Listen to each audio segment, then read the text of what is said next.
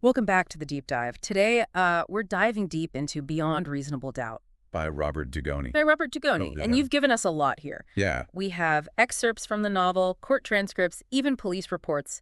This is all centered around Jenna Bernstein.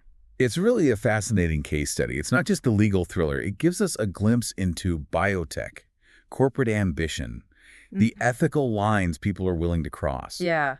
Okay, so let's unpack this. The story revolves around Jenna Bernstein, founder of PDRT, Ponce de Leon restorative technology. Ponce de Leon Restorative Technology. Hmm. They were developing a device called the LANK. It was based on this cutting-edge technology called tissue nanotransfection. TNT. TNT. Yeah. For short. For short. The novel really describes this as a potential game changer for medicine. Imagine altering cells without surgery, curing diseases, regenerating organs. The novel highlights how PDRT marketed this as the fountain of youth.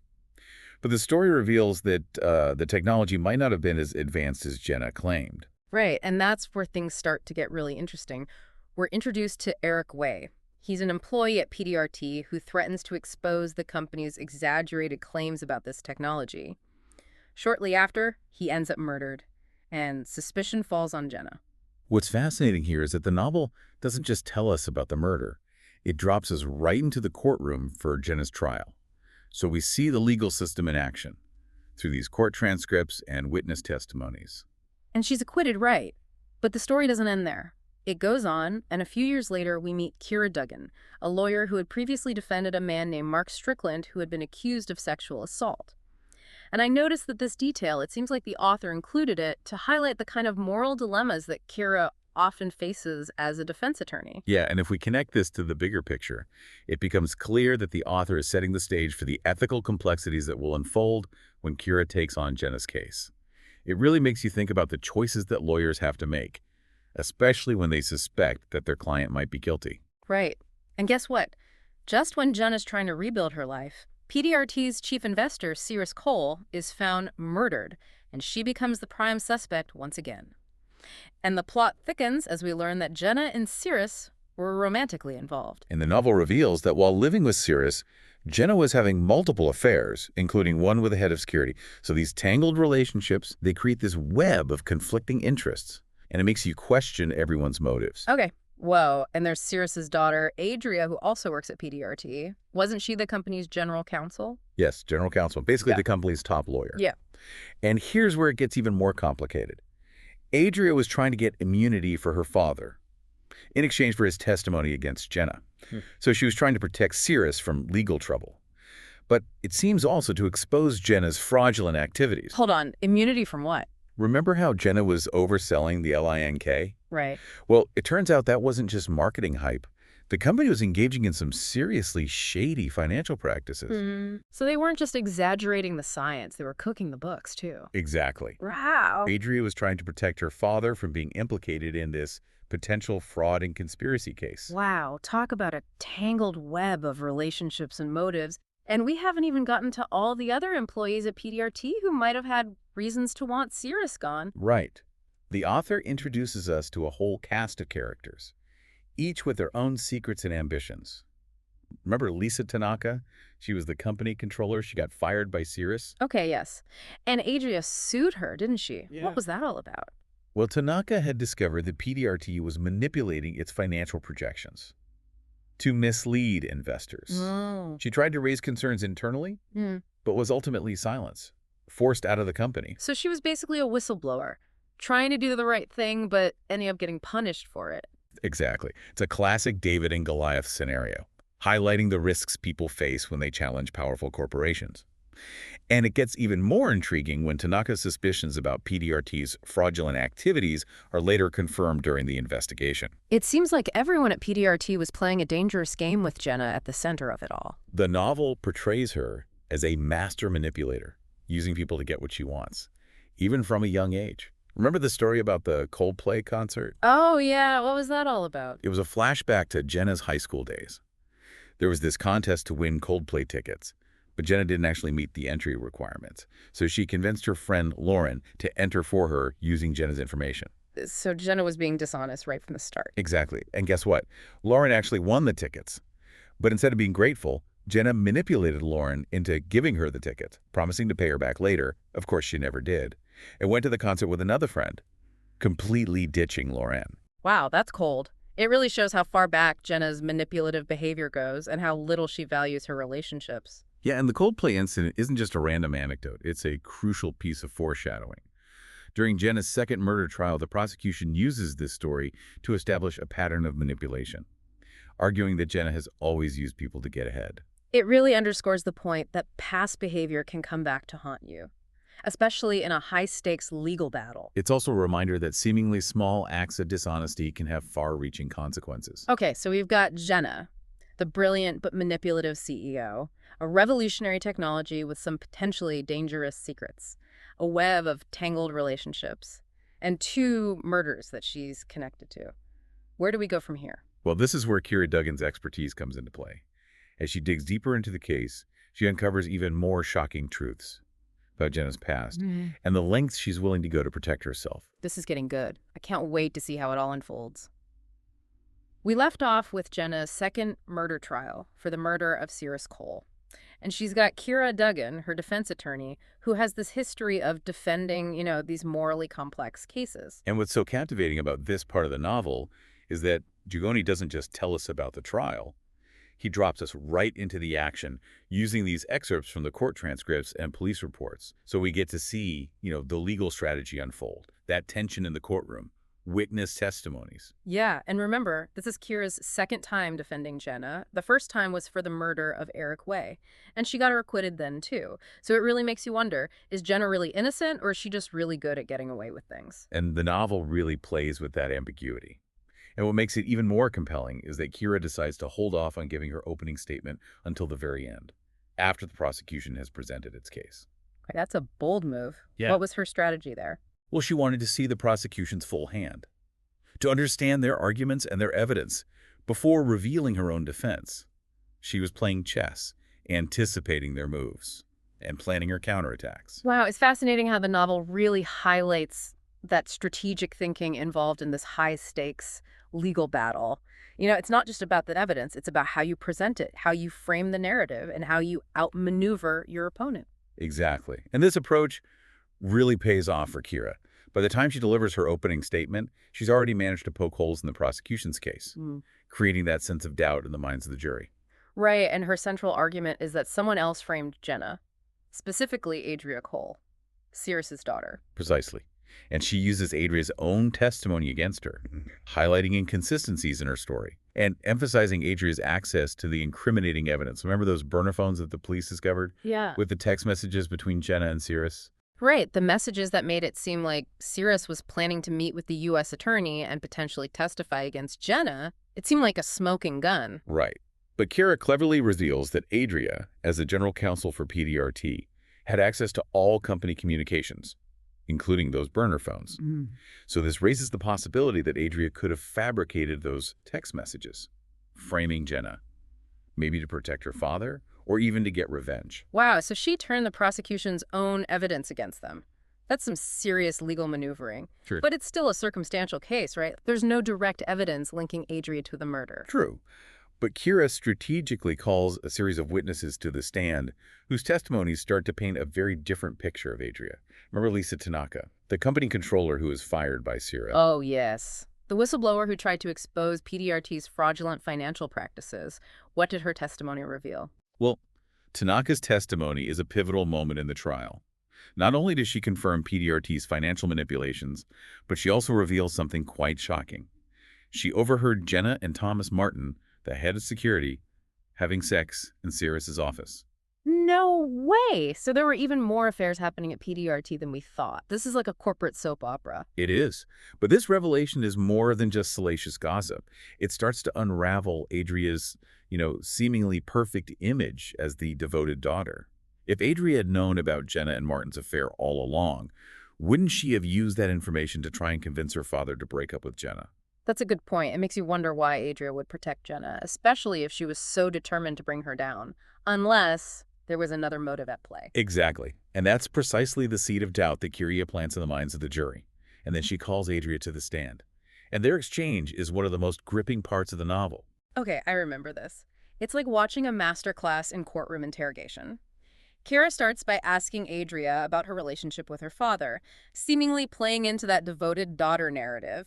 But then... She drops the bombshell. She reveals that Jenna and Adria were having an affair. What? No way, that completely changes everything. It does. In the courtroom, it erupts in gasps and murmurs. Adria is stunned, completely caught off guard.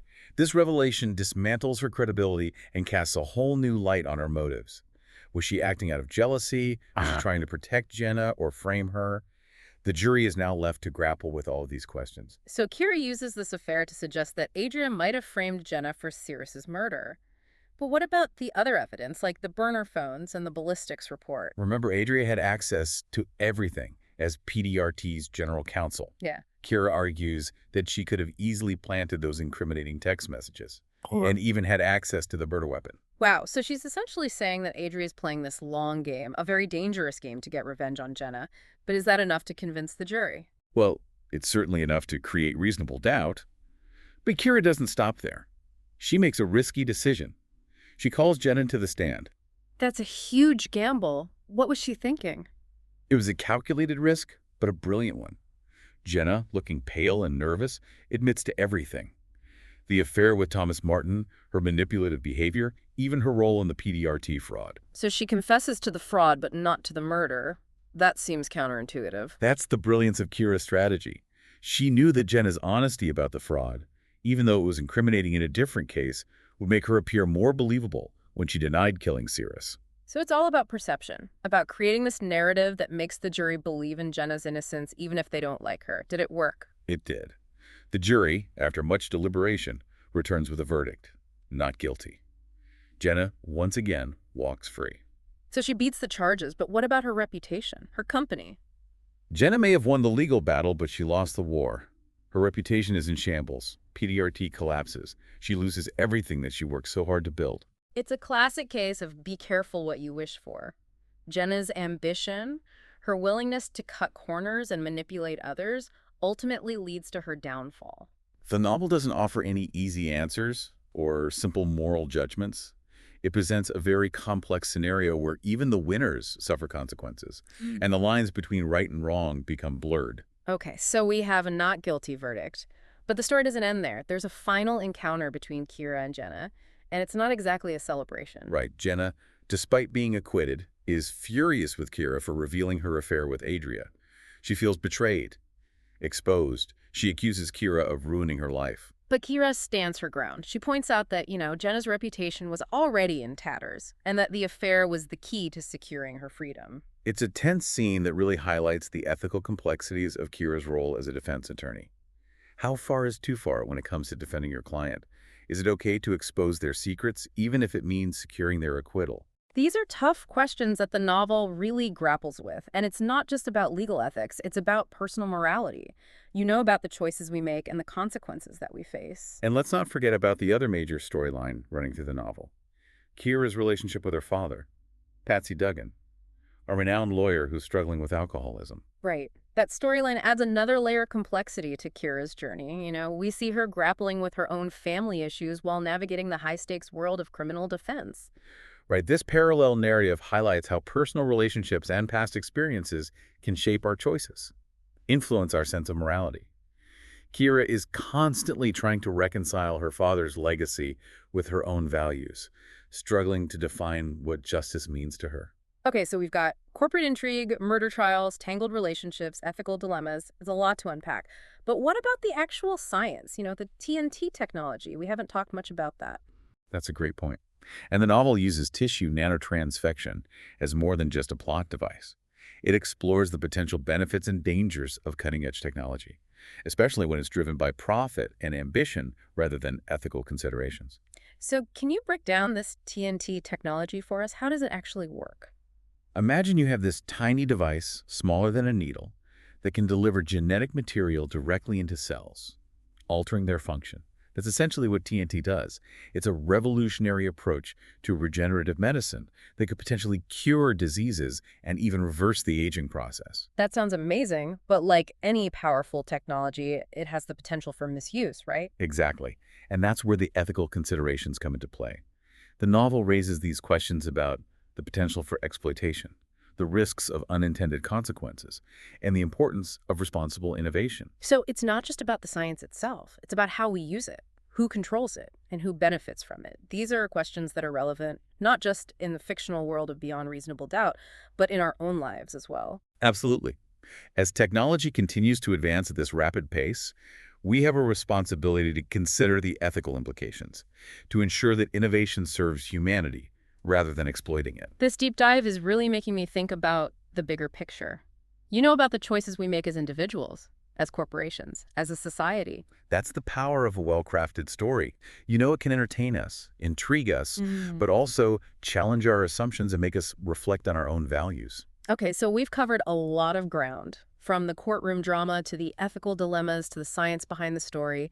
But what about the resolution? We know Jenna is acquitted, but is she truly innocent? Yeah. What happens to all the other players in this intricate web of deception and betrayal? Well, that's what we'll explore in the final part of our deep dive. We'll examine the lasting consequences of Jenna's actions, the fate of PDRT, and the lingering questions that the novel leaves us with. I'm hooked. I can't wait to hear what happens next.